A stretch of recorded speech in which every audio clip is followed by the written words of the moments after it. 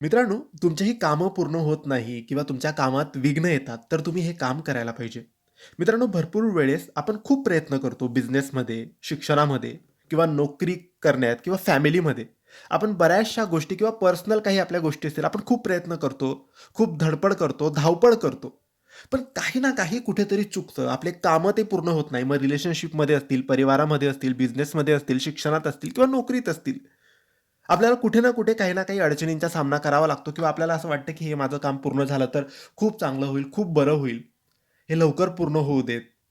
माझे हे स्वप्न आहे, माझ्या ह्या इच्छा आहेत आणि नेहमी काही ना काही विघ्न, काही ना काही अडचणी येतात. तर त्यावेळेस तुम्ही काय करायचं आहे, जवळच्या स्वामींच्या केंद्रात किंवा मठात जायचं आहे आणि शक्य नसेल तर स्वतःच्या घरी स्वामींच्या फोटो आणि मूर्ती असेल तर त्यांच्या समोर बसायचं आहे. वेळ तुम्ही ठरवा.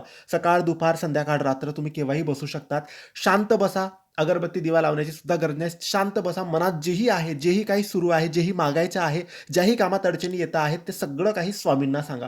असं सांगा, की स्वामी स्वतः तिथे बसून, साक्षात बसून स्वामी तुमचं ऐकत आहेत, असं सांगा.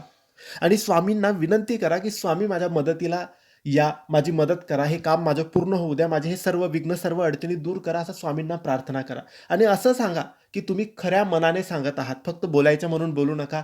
विनंती करा. स्वामी ऐकतात. स्वामी ऐकतात आणि मदतीला येतात.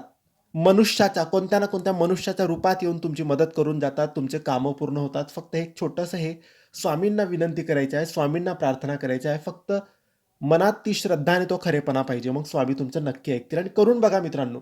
स्वामी नक्की ऐकतील. धन्यवाद.